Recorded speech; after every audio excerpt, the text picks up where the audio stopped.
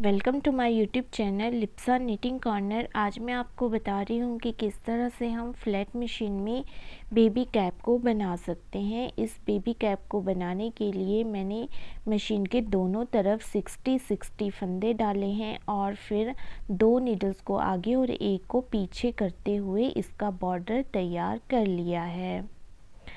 तो इसके बॉर्डर को बनाने के लिए मैंने ऊपर तक 30 लाइंस लगाई हैं। आप अपनी इच्छा अनुसार जितना बॉर्डर बनाना चाहते हैं उतने लाइंस लगा सकते हैं। लाइंस लगाने के बाद हमने वेट निकाल लेने हैं और इस तरह से इसको ऊपर की तरफ उठा लेना है। मतलब ये जो हमारा बॉर्डर है ये डबल बॉर्डर इसमें मैं बना रही हूँ। अगर आप सिंगल बॉर्डर बनाना चाहते हैं तो आप मेरे चैनल पे विज़िट कर सकते हैं और वहाँ जा कर के देख सकते हैं कि हम सिंगल बॉर्डर को मशीन के साथ किस तरह से बना सकते हैं।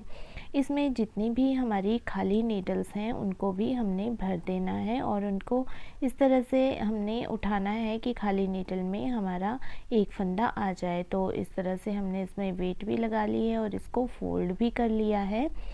इसके बाद जो है मैंने यहाँ 2 बार मशीन को चला लिया है और 2 बार मशीन को चलाने के बाद इसमें मैंने 9 फंदों का गैप दिया है।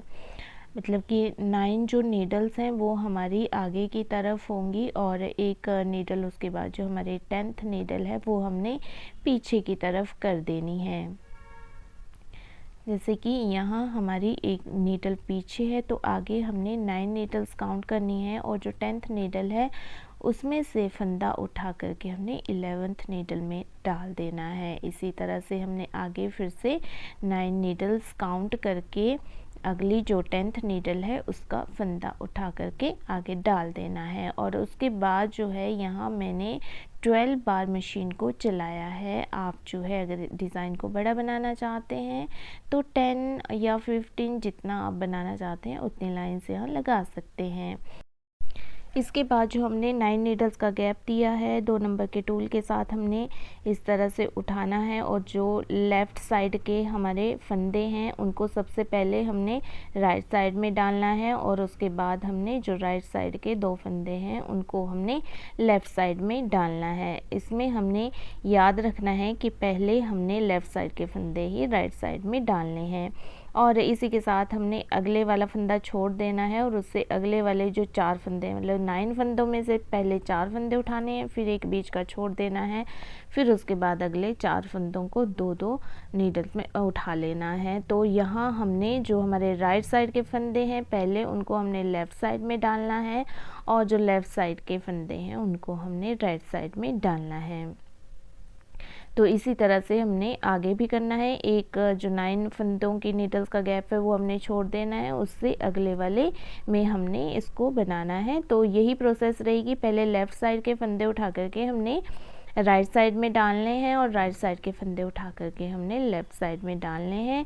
अगले वाली नीडल को हमने छोड़ देना है, अगले जो 4 फंदे हैं उनको भी हमने उठा लेना है और यहाँ इस बार हमने सबसे पहले जो राइट साइड के फंदे हैं उनको उठा करके हमने लेफ़्ट साइड में डालना है और फिर जो लेफ़्ट साइड के फंदे हैं उनको उठा करके हमने राइट साइड में डालना है। मतलब दोनों साइड से हमने ऑपोजिट करना है।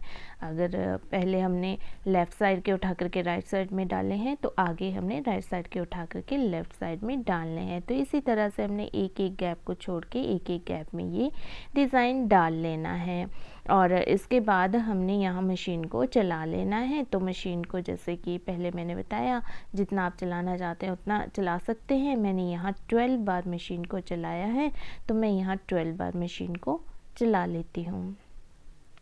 इसके बाद हमने 12 बार मशीन को चलाने के बाद फिर से वही प्रोसेस दोहरानी है जो हमने पहले किया था। बिल्कुल सेम वैसे ही करना है। हमने सबसे पहले लेफ़्ट साइड के फंदे उठा करके राइट साइड में डालने हैं और राइट साइड के फंदे उठा करके हमने लेफ़्ट साइड में डालने हैं।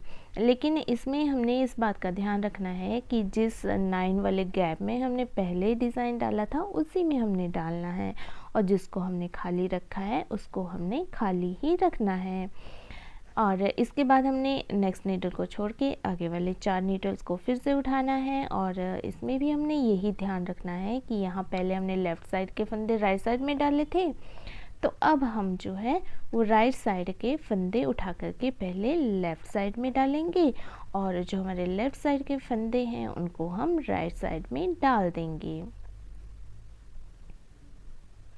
नेक्स्ट वाले गैप को छोड़ देंगे और फिर से आगे हम वैसे ही डिज़ाइन डाल देंगे।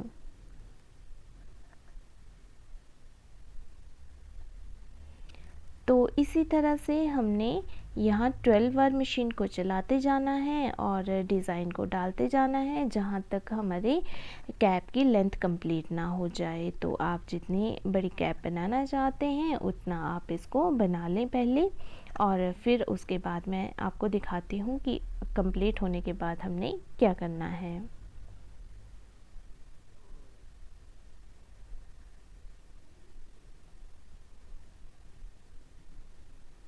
तो इस तरह से मैंने कैप की लेंथ कंप्लीट कर ली है। उसके बाद ये धागा काट के मैंने नीडल में डाल लिया है, ये मैं बिगनर्स के लिए बता रही हूँ।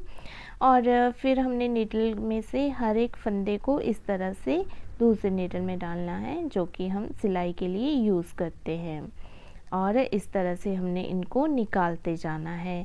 ऐसा करने से जो हमारे जितने भी फंदे हैं वो हमारे इस धागे में आ जाएंगे। तो इन सभी फंदों को हमने धागे में ले लेना है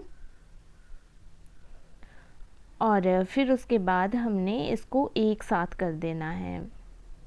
मतलब धागे को हमने खींच लेना है, ज़्यादा ज़ोर से भी हमने इस धागे को नहीं खींचना है वरना धागा टूट जाएगा। तो धीरे धीरे हमने हाथ से फंदों को इकट्ठे कर लेना है और फिर उसके बाद हमने कैप की नीचे तक सिलाई कर देनी है।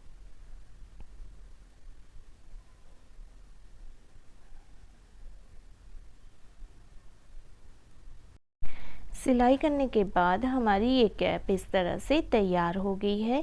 इसके ऊपर मैंने कुछ भी नहीं लगाया है इसकी चोटी में। अगर आप यहाँ चोटी लगाना चाहते हैं तो लगा सकते हैं, यहाँ आप पिम पॉम बना करके लगा सकते हैं। मैं पिछले कई वीडियो में पिम पॉम टोपी में किस तरह से लगाया जाता है वो बता चुके हैं, तो आप वहाँ से देख सकते हैं। तो उम्मीद करती हूँ कि आपको ये कैप बनाना ईजी लगा होगा और ये कैप का डिज़ाइन भी ईजी लगा होगा। तो मेरी इसी तरह की वीडियोस देखने के लिए अगर आपने मेरे चैनल को सब्सक्राइब नहीं किया है तो सब्सक्राइब कर दीजिए। वीडियो पसंद आए तो वीडियो को लाइक और शेयर कर दीजिए और मेरी वीडियो सबसे पहले देखने के लिए नोटिफिकेशन बटन पर भी क्लिक कर दीजिए। Thank you.